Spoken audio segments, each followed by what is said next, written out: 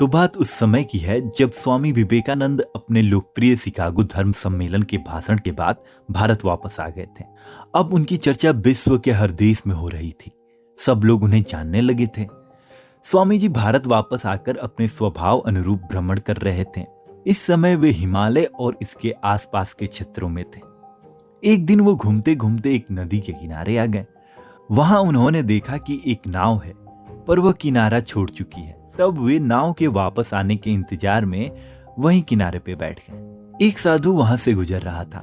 साधु ने स्वामी जी को वहां अकेला बैठा देखा तो वह स्वामी जी के पास गया और उनसे पूछा, तुम यहाँ क्यों बैठे हो?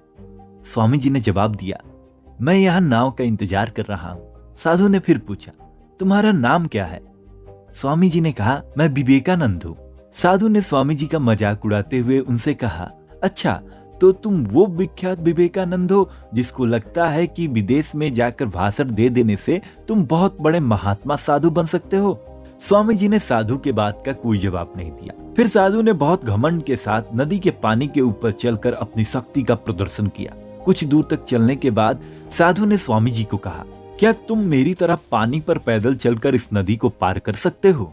स्वामी जी ने बहुत आदर और विनम्रता के साथ साधु से कहा, इस बात में कोई शक नहीं कि आपके पास बहुत ही अद्भुत शक्ति है, लेकिन क्या आप मुझे यह बता सकते हो कि आपको यह असाधारण शक्ति प्राप्त करने में कितना समय लगा?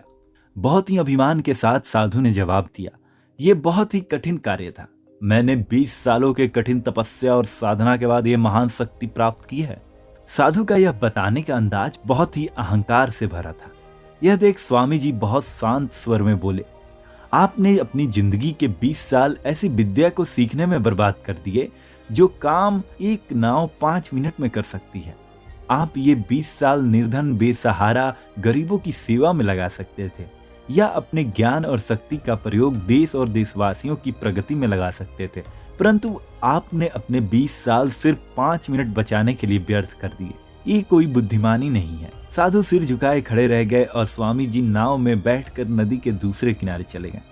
कहानी से हमें ये सीख मिलती है कि ज्ञान और शक्ति का सही प्रयोग करना आवश्यक है। किसी शक्ति को प्राप्त करके यदि हम उस पर घमंड करते हैं तो यह मूर्खता है। शक्ति का सही जगह पर सही इस्तेमाल करना ही वास्तविकता में बुद्धिमानी है।